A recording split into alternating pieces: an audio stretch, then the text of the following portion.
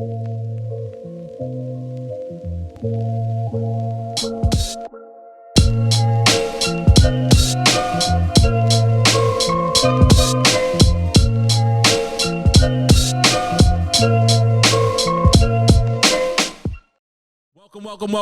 to the Real Estate Trifecta. My name is Carlos Salinas, Mr. You Don't Need 20%. And to the left, I have Lou Soriano, Mr. CFP. And it feels a little unusual being here. It's like the real estate bifecta this week. Right. The real estate duo, the dynamic duo. Listen, but I'm missing my right-hand man, Kevin. There you go. Span. Shout out to Kev Span. He's usually here, and he usually gives me the best intros. So, we're definitely missing Kevin, but we will catch him next episode. So That's right. It's good to be here with you. Thank you. Kevin is out and about. Business, obviously, as all of us as business owners, sometimes it just happens. It's something that happens. We can't, it's out of our control. That's the way it is. We do this for fun. We don't see anything from it. This is something that we are passionate about. And, we dedicate our time to this. Sometimes the business has to get involved and, we have to address it. So I'm not, first, right? I'm not mad at Kev. So not at all. And it just so happens that we had a guest scheduled for today. Unfortunately, she wasn't able to make it either. But we're going to have her on as soon as we possibly can, because what she has to say is extremely important, especially when it revolves around credit. Yeah, I'm looking forward to having her on. Yeah, so a couple episodes back, we had a little challenge. My boy, Zach. Yeah, Zach. How's Zach doing? Is he making out all right without his hugs? He's still hugging people. He has to be. I'm thinking people are getting vaccinated. Things are opening up. Right. So Zach is getting his hug quota in. I'm thinking he's doing all right. He's doing all right. But we had a contest to see who would give Zach the best air hug, and I got to say, my team showed up and showed out. So the picture right here, the one that I'm posting now, is the picture that took the cake. Nice. Just one. And, it just so happens now that the people that are in this picture, about 4 or 5 people, Starbucks for all of those people. So, yeah, Zach got me back, and me having to come out, gift certificates to everybody. So that it was cool. It was cool. But nice. with that, we like to have some fun. Absolutely. The next person that I am, putting out there. Right. Nominating for the Real Estate Trifecta Air Hug is Miss Karen Hendricks. Oh, okay. Who is the new Karen. Karen is the bomb. She definitely holds us down. She is our real estate managing broker for the new Setauket office in for Signature Premier Properties. So nominating Karen Hendricks. This is her face. If you see Karen, give it up. Give it up. Give her a big air hug. And the next person that takes the cake on this contest, another $25 gift certificate to Starbucks. So, awesome. While we're in the giving mood, we had another, the last episode, we put it out there. Yes, we did. Yeah. As we always do. The Google Nest. We are giving back. We are about philanthropy. We're about giving back to the community. Yep. The first part of this is about having fun, and we were going to give away a Google Ring, the Nest, the Google Nest. Yeah. I forgot what it was. The Google Nest. What do you got for us this week? This week is going to be a good one. I don't know. What do you got? Talk to us. I'm thinking some steaks. What do you think? Okay. Nice. We got a nice gift certificate to Insignia Prime Steakhouse. Oh, that's you're not talking about regular steaks now. You're not talking about a nice tomahawk. This guy doesn't do anything small. No. $200 gift certificate to Insignia for the first person or the best, the candidate, the person that DMs us at the Real Estate Trifecta on Instagram, says something nice, lets us know how the show is going, and yeah, that's about it. Awesome. So that's today's fun. We got a lot to get into. And there's a lot going on in the real estate market right now. There's a lot going on in the finance market right now. And they're intertwining more than ever, Carlos. It is. And like this show that you put together is very timely, I feel, because there's got a new administration now. Right. There's things changing. Things are different. And just to preface, and I said this once before, right? When we talk about tax laws and things like that. We're politically neutral here at 100% Real Estate Trifecta. And 100%. we just try to share the facts as best we know them so that you guys are educated on this. And, we're neutral. We don't take a stand either way, but we do have to kind of like be educated on this, well said. Up on things. And our job here is to share that with you all so that you're in a position to make some good decisions. 100%. Well said. And I'm blessed because I get to share this stage with the creme de la creme, the people that are best in their industries. A lot happening right now, especially with finance, more than ever. I can't stress enough. Find a CPA, find a CFP, find somebody that knows what is happening legally. Yeah, do it right. Do it right. Do it right. Do it once, do it right. Have people like Lou. Call Lou. His information is always up here for any information, advice, pointers that you might need to, sustain in this industry, especially if you're a 1099 employee. There are a lot of, we on the first episode we spoke about that. Yeah, a lot of benefits from the 1099 being a 1099, what you can deduct and stuff like that. And I'll tell you, Carlos, I find that buyers and sellers are up on a lot of these changes, and this to be true. Before we even went live here, I just took a phone call related to this. We had to stop preparing.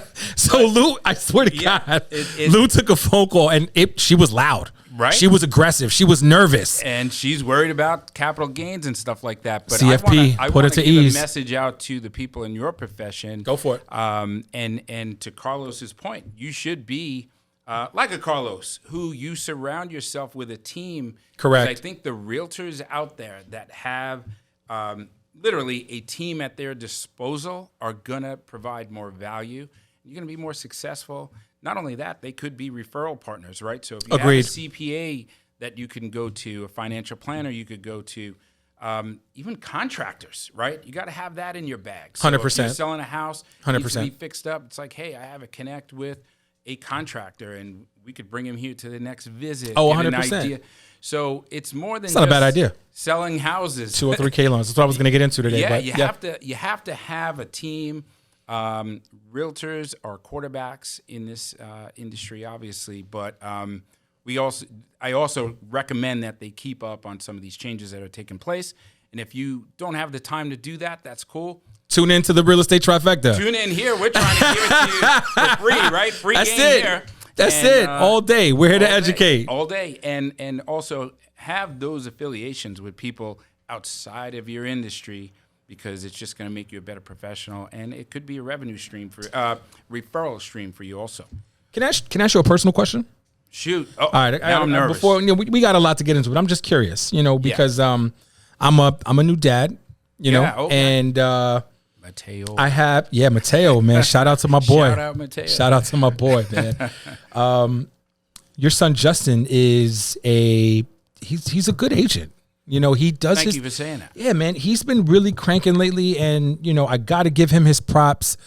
When I see him, I think of you. Is that weird? You know what I mean? Like, I see him. I take that as a compliment. Yeah, man. And I think of, I was raised in a single parent home, so this is personal for me. Yep. I was raised in a single parent home, so when I see that camaraderie that you have with Justin, it's one of the reasons why I actually reached out to you to be on this show, because I remember I watch everything. I remember one podcast you were on, and you were talking about Justin, but I can see how happy and your facial expressions changed. Yeah. And you lit up like a bright light. Yeah. And I was like, damn, how cool it would be for somebody, let's say in Justin's profession, my profession, to have such a influential person that's not going to allow him. I don't know if that's the dynamic. Yeah. He very may well have his own person, not wanting to deal with dad. Oh, dad, dad. I don't know. On. Okay,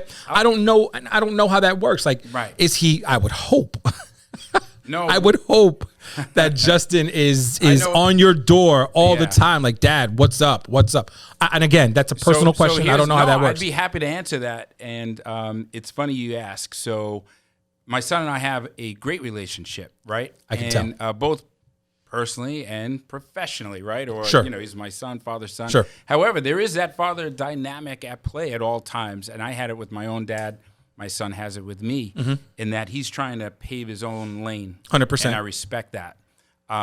So sometimes that could be a little challenge, right? Because to your point, it's like, yo, you got dad right there. Right. Like, I'll figure this out on my own. But that's how you learn, too. Independence, So as a father, as a dad, sometimes that's a struggle for me because I want to just tell him, yo, you could do it this way. Right. And he's right. No, I'm going to do it. I got this. So I hear you. There's a little bit, but not all the time. Not all the time. So there's a little of that going on. But I'll tell you another thing. The flip side is it's not always the dad teaching the son. Sure. Sometimes the son teaches the dad up. No, of course. And I've learned in it's dad up on swag. Yeah, I got you. Yeah, no, honestly, because we were talking before this. I wasn't interested in podcasts or anything. Right. 2020 hit. I'm home in my living room. I'm going through my phone. I'm following everybody Justin's following. And I've said this before, so I won't go into it. But I learned from Justin and his colleagues. I met you through that. 100%. So many things that I've benefited from this past year is indirectly through my son. Gotcha. So it's been win-win. And he knows what it is. Anytime he needs me, I'm there. We do collaborate. We've met with clients. In fact, he sold a house right around the corner here. That's great. And I sat down. It was one of the best moments of my life, honestly, professionally.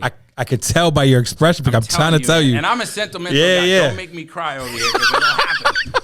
But he had a client who was unsure of whether or not they could afford a house. Sure. And he was like, hey, Dad, maybe you could break down the numbers. 100%. I said, let's meet. You, me, your client. We sat down. We literally sat at the table together. Sure. In my house. Okay. And we broke it down. Nice. And within 6 months, Justin says, okay, based on these numbers, once I convinced them, not convinced, but I proved to them that they did have enough for a down payment, the income, debt-to-income ratio, the whole deal. Justin says, I could get you in a house by Christmas. Now, this is in October 2020. 2020, yep.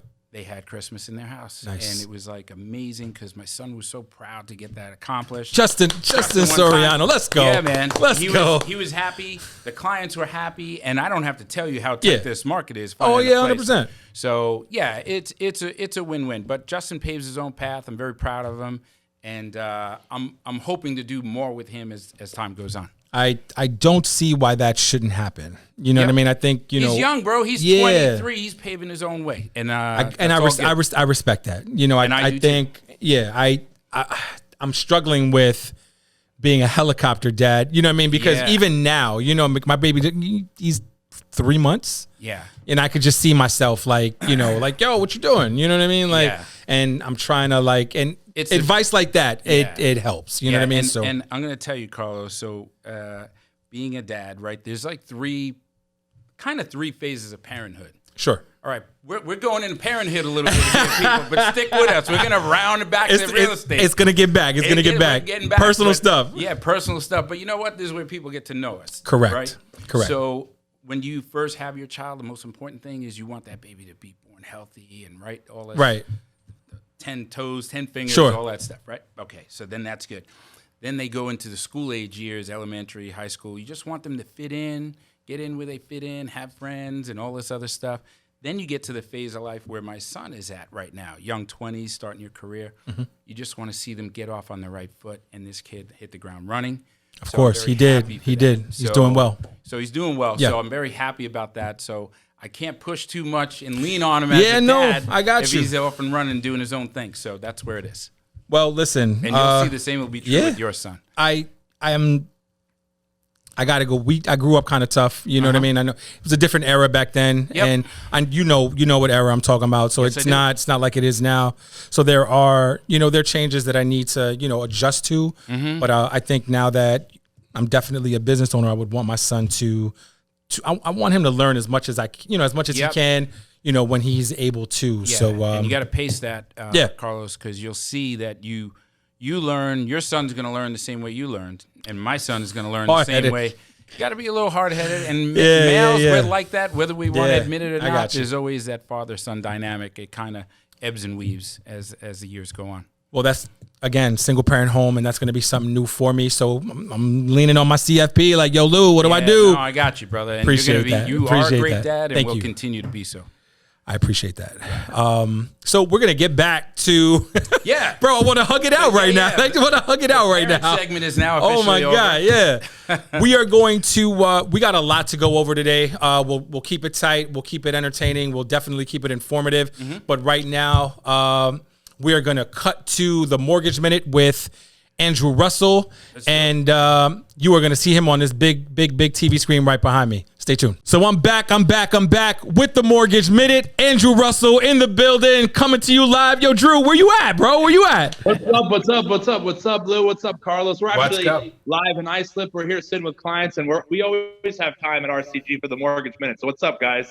Nothing much, man. There's, we wanted to pick your brain really quickly because there's a lot going on, with, everything. I mean, Lou, you had a question. I did. So, go.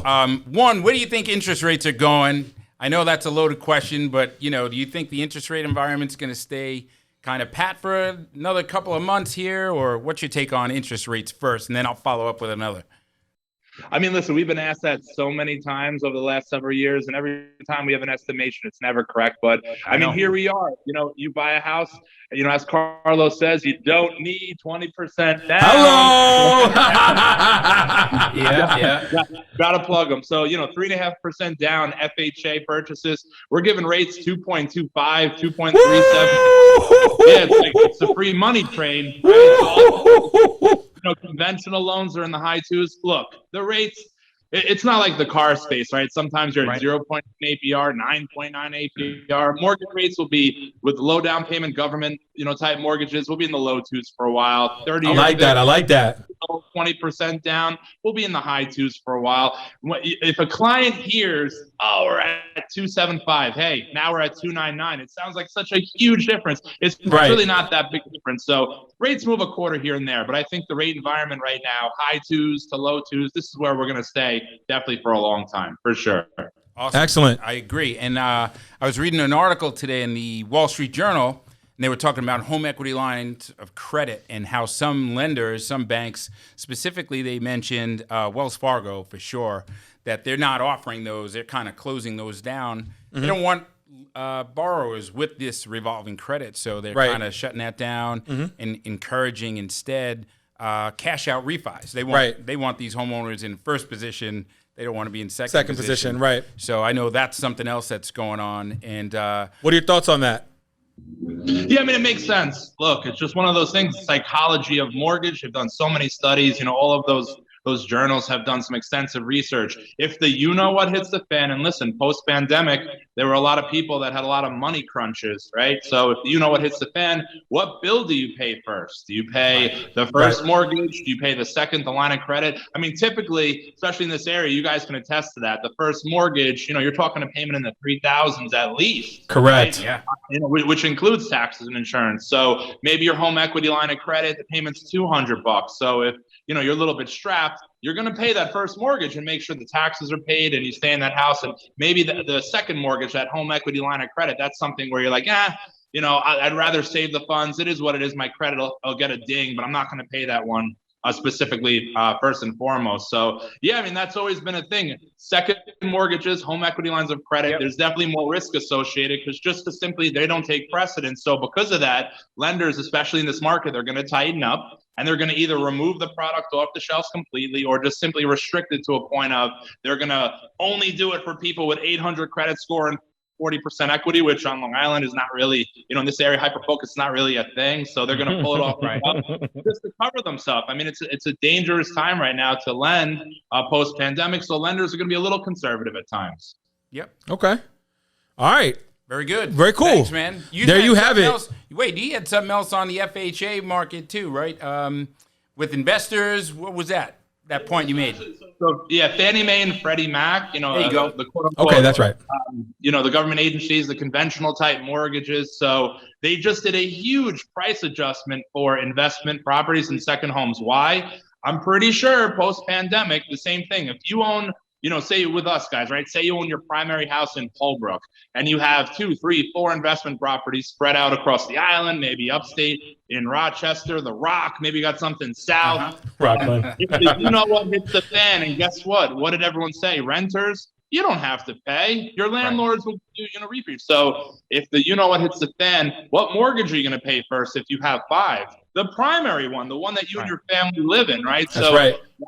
Obviously, that became a systemic issue. Second homes and investment properties, they weren't paid. So now Fannie Mae and Freddie Mac did a huge price adjusters, way more expensive from a mortgage perspective, both rate and fee combination to get an investment or second home purchase. And the rumor on the street is over the next month. By summer moving forward, they may even pull the product, or as we said with home equity lines of credit, make it so, you got to put 50% down with an 800 score, basically eliminating the product completely. So, coupled with home equity line of credit comments, even second homes and investment properties could have a huge change coming in the next few months.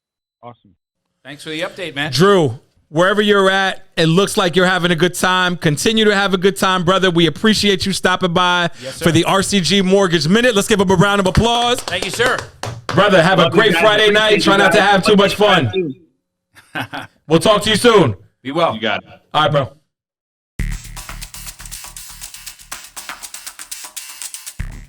So welcome back. Yeah, that was the Mortgage Minute with Drew Russell. That was intense. Yes.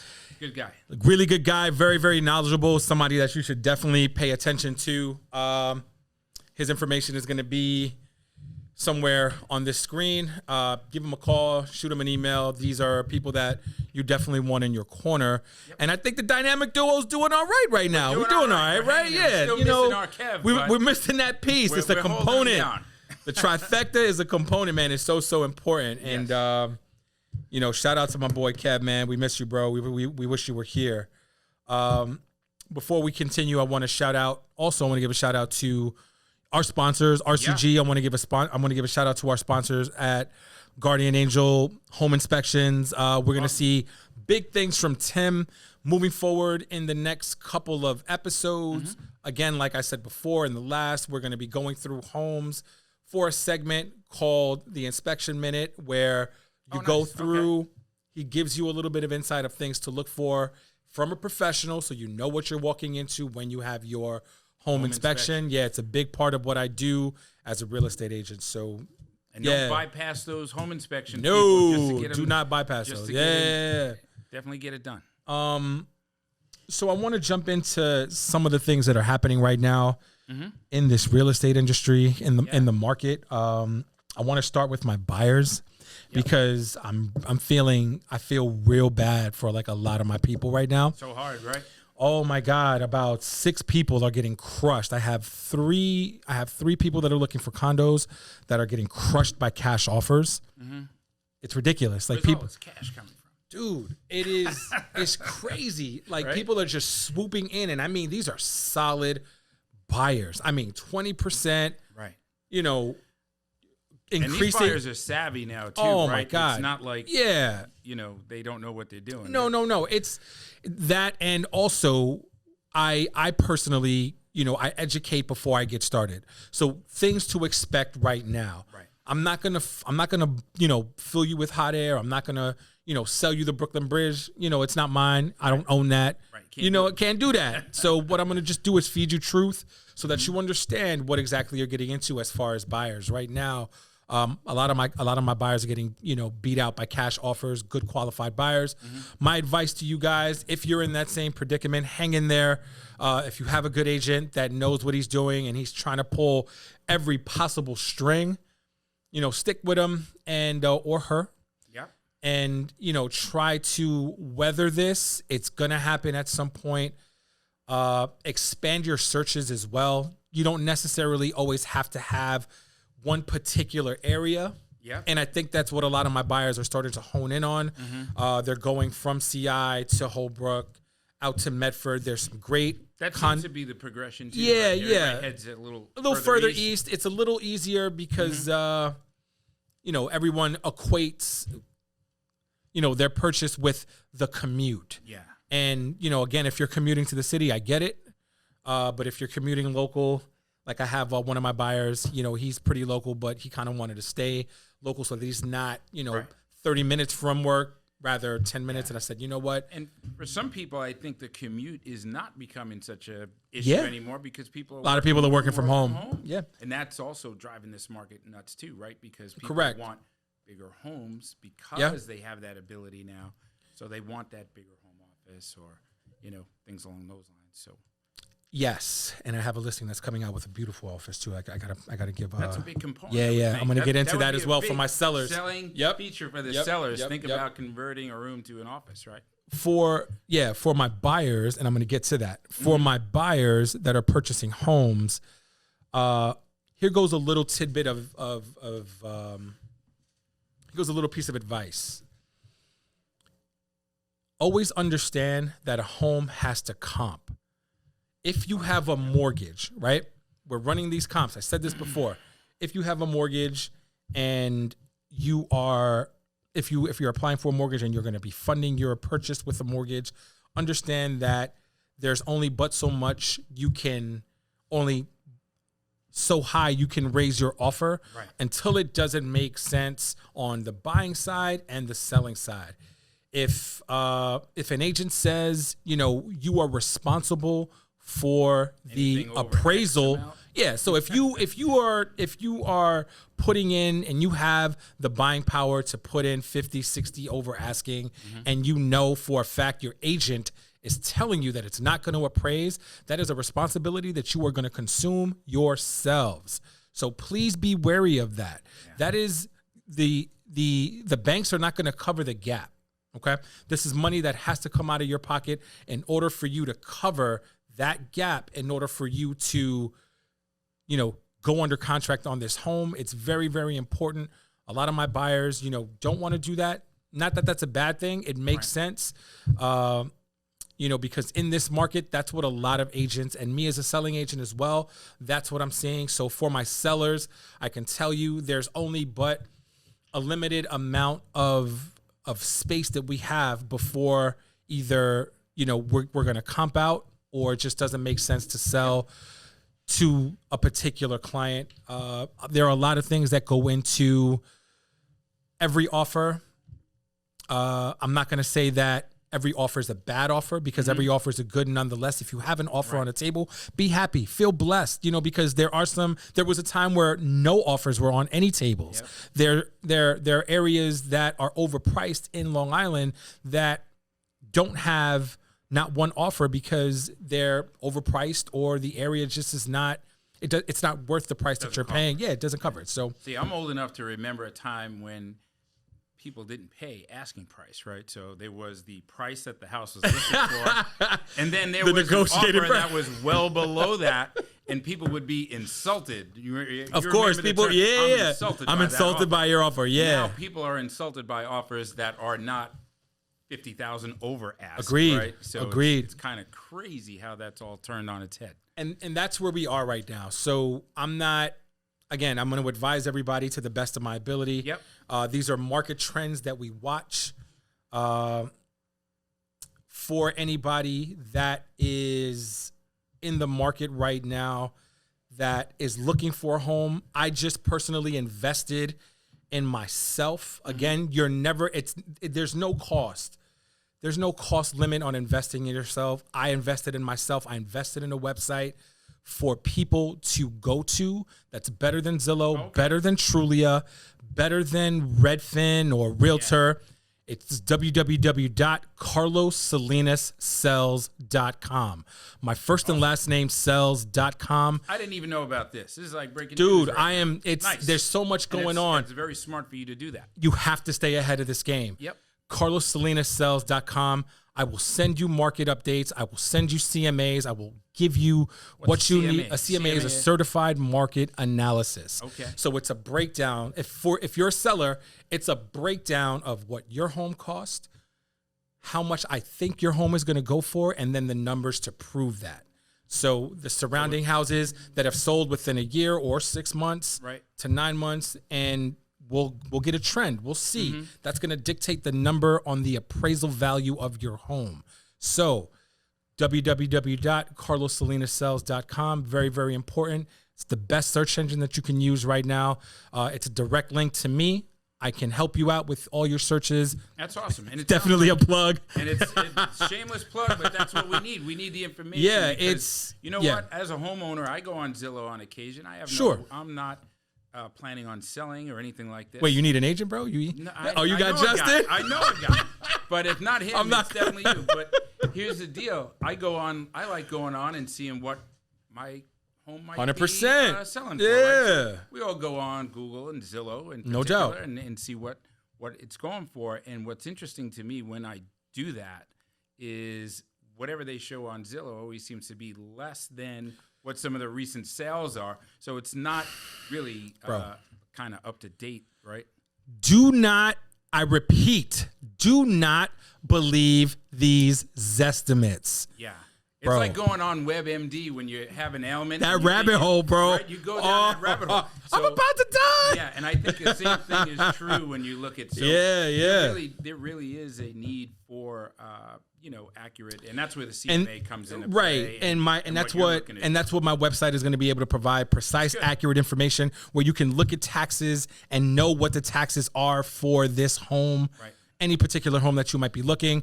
It's a direct link where I can send you things and updates daily. When things hit the market, I send it to you so it's right into your mailbox so you know what's happening and so you don't miss a step. CarlosSalinasSales.com. Hit me up. And as far as the real estate portion of this, I'm gonna stop there for me because there's so much happening right now in this market. And I want to dive in on the financial part of it. Lou, you read the journal. I read the journal. Yeah. It's so important to keep up with these market trends. Yeah. And I think right now, what's happening, with the administration, investors, we heard it from Andrew. We spoke before we started recording. You gave me a lot. And I really want you to lay in on it. So there's a lot going on right now. There is. And I just want to do some bullet point style things that I think every buyer, seller, and realtor should be aware of as far as some of the proposed changes, right? Because these aren't written into stone yet. Obviously, they have to pass through, the House and the Senate and signed off and the whole deal. But some of the things they're talking about, and I got notes. I usually just go off the top of my head, as you know. We all got notes. And look, it's like both sides of the envelope. They say the back of the envelope? Go, bro. But there's so many new things coming out that I wanted to make sure I hit a couple of things. So keep in mind, some of these proposed changes are for high net worth individuals. So they're talking, or couples. So they're talking about people who have income over $1 million for some of these changes. Okay. So when you hear this on the news, it might not even impact you. However, I'm not there yet, but it's coming. I'll be there. You might be surprised, and this is where some people might get caught up. It's like, no, between my wife and I, we make X amount. But then if you sold a large asset like a house, and let's say you had a capital gain, all of a sudden you could maybe encroach on this $1 million number we're talking about, or over this $400,000 number we're talking about. Yes, okay, because I was about to say there are, there's levels for some of this stuff, and that's there's why levels. I'm being very cautious about what I'm describing here. So what's go ahead. So what do you think is going to be the one that's going to impact the average person? Let's say between the $350 and $750 income. Yeah. The marker for, let's say, homes and assets and selling in between that. Where does that fall in? Yeah. So you're asking, what do I personally think 100%. would impact most people? Bro, that's why we're here. All right. I think if they eliminate the step up in basis. Okay. And I want to describe what that is. Please. Yes. Okay. Because it sounds real fancy, but it's very simple. When you inherit a property, right, and we all know the kind of year we had in 2020, a lot of people passed away, yes, COVID and other ailments or whatever the case is. And when you inherit a property, you inherit also the cost base, or you don't inherit the cost basis. Your cost basis, or what it is to you if you were to sell it, is the fair market value on the date you inherited it. So I'm going to put some numbers to this. Mom or dad passed away. You were left a house. It's worth $500,000. You sell it 5-6 months later for $500,000. you don't pay tax on that $500,000, even though mom or dad might have bought that many years ago for $50,000 or $100,000. Right. Now, if mom or dad sold it, they may or may not have a capital gain in that situation. There are exclusions. But when you inherit a property, and that was part of a phone call I had today also, was, hey, I got this house. We're going to sell it between the siblings. Do we have to include this as income? Well, the way it stands now, you don't. So if you inherit a property and you sell it shortly after, at or about the market value on the date you inherited this property, no tax. So you get $500,000 tax clean, right? Yeah. If they remove this step up in basis that I'm describing, you would inherit the cost basis of the original owner. So if from what they purchased it for at $50,000. So if that's mom crazy. or dad purchased it for $50,000 back in the 60s, and that's probably what houses were going for here on Long Island anyway. Back then, maybe a little more. But yeah, you would inherit that cost basis, and then when you sell, you could potentially incur a capital gain. So I think that may affect some people. But again, they're talking about different income levels where this is going to come into play. Only for people making $400,000 or more.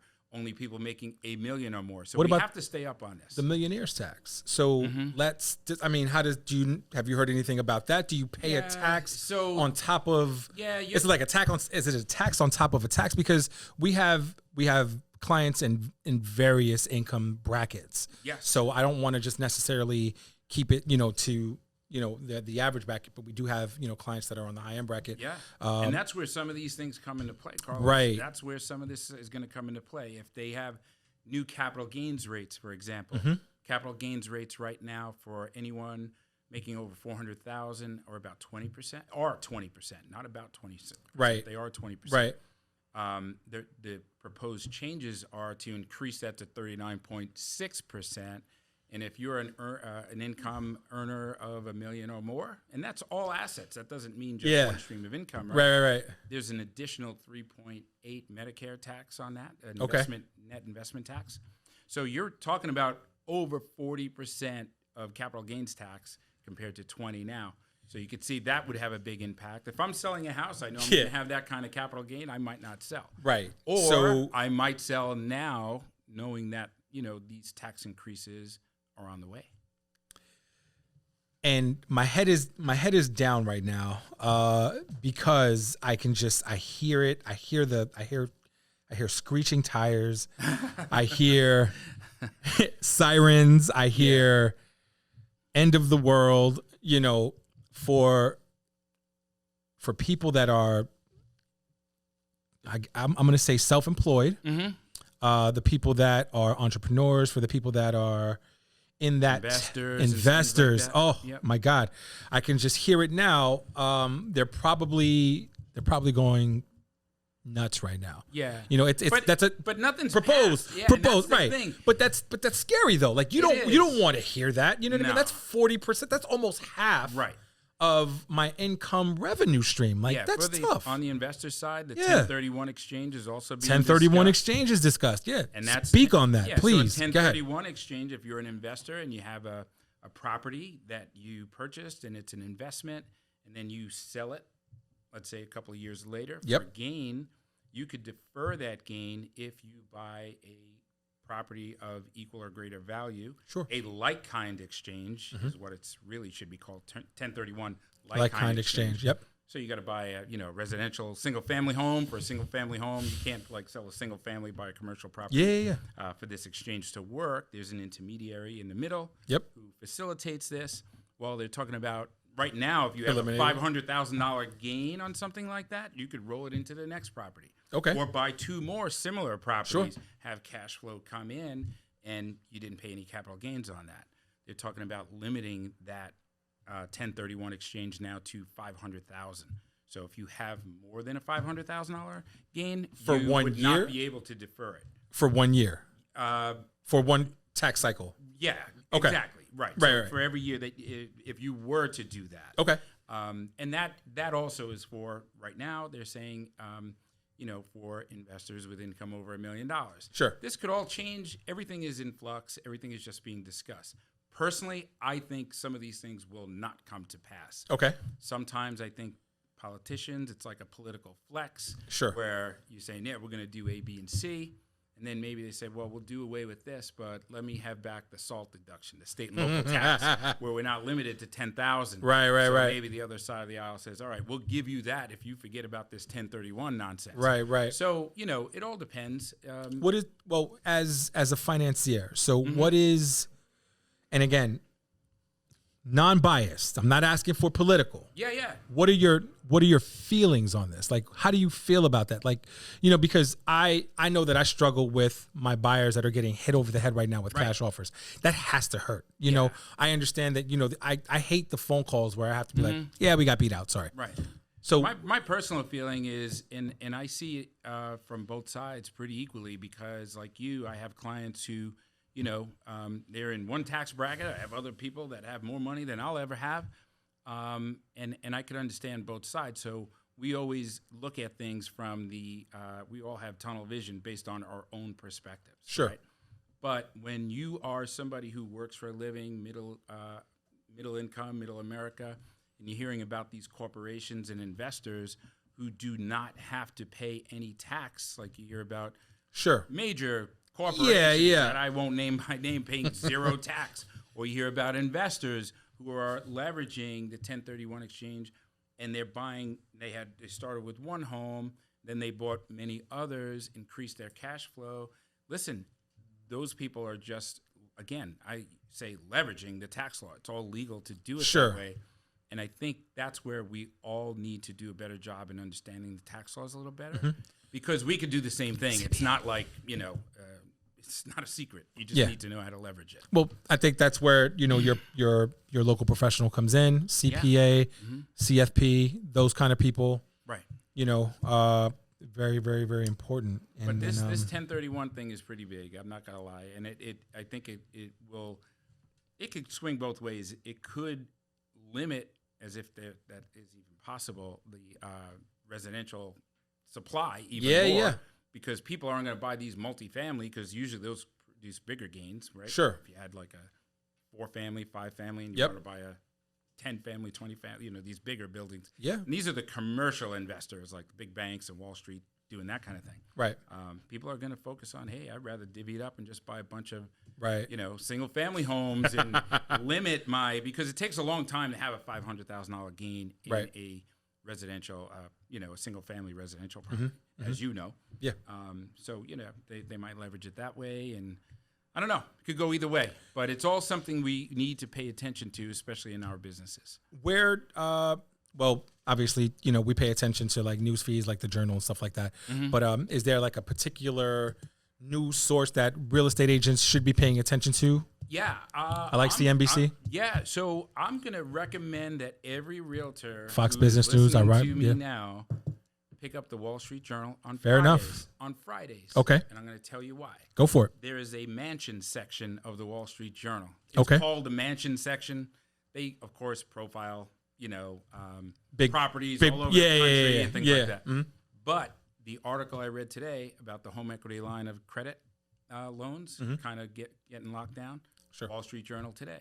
Nice. They have all sorts of nuggets like that on Fridays. So whether you're a home buyer, seller, but especially my realtors, pick up the Wall Street Journal on Fridays. Even if you just take that one section out, it's going to make you a better realtor. That's what I'd recommend. I like that. All right. Yeah. It's, with so many news outlets right now, I personally, I like to keep up with, all of them as much as I can. It's hard though. Yeah, it is. And, especially doing what we do, trying to run around like, shame on me. I was 7 minutes late today for this podcast because we were just running around. Yep. And, it is what it is. We implore everybody to stay informed. Yeah, you have to. The real estate trifecta. Tune into this one. We'll keep people informed as much as possible. Absolutely, that's our job here. All right. So today's show might be a little shorter, only because it's just you and me, man. Yeah, man. But it was good. It was the bifecta. Next week we'll have our guest. We'll have Kevin. Yeah, we'll have Kev back, and it should be good.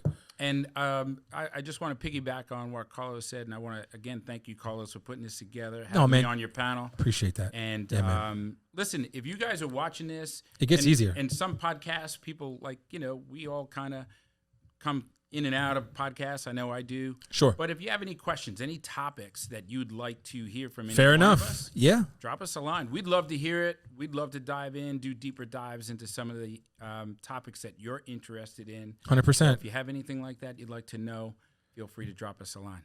This episode is going to be posted for the weekend of Mother's Day.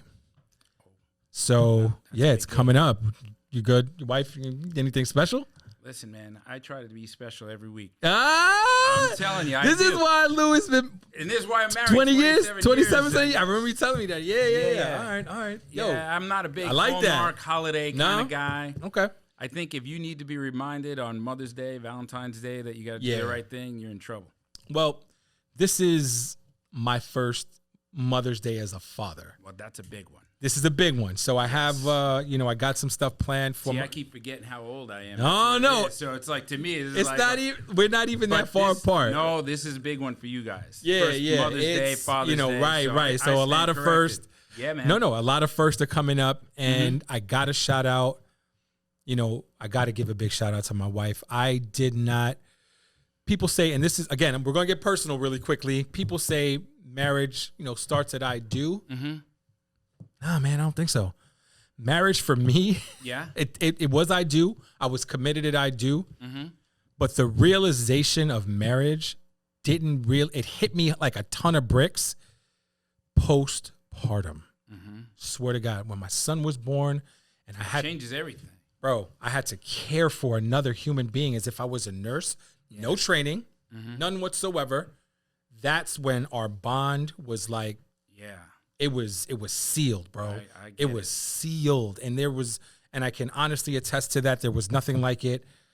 Shout out to my wife, Vanessa, who is a sensational, amazing person, an amazing mother. She's doing so good. And she is dropping weight like nobody's business. Her snapback this summer is going to be crazy. Well, happy Mother's Day. Appreciate that. Thank you. Happy Mother's Day to your mom and all the moms. All the moms. Every mom. And like I said, with me and my wife, we always try to, and that's really it. I mean, when I say that, I try to be cognizant of that on a daily basis, not just on these special holidays. Yep. But needless to say, my wife Julie's amazing mom. Shout out to Julie. Shout out to Vanessa. My twin girls, and I was listening carefully when you were talking about that bonding experience. When my twin daughters were born, that was a whole nother thing because we had my son Justin at the time, who was 3. That's right. We had twin daughters, and I'm telling you, I remember falling asleep at night on the sofa and leaning up and feeding 2 babies at a time so mom could get some rest. That's dope. And moms do not get enough credit Agreed. for all that they do. And I'm going to give a special shout out to all the single moms out there pulling double duty. Oh my God. Super shout work of mom and dad. So if you think being a mom, in a relationship like you're describing, a loving relationship with your wife, I have the same thing. We're very blessed men to have that. Yes. These single moms out here. I didn't. So much respect for what that was one of the first things that I said.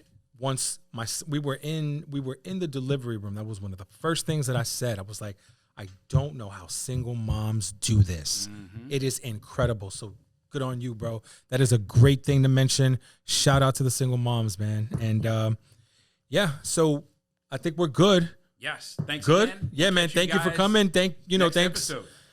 Real Estate Trifecta. It's a wrap. It's a wrap. Shout out to Kev. Real Estate Trifecta. Give us a shout.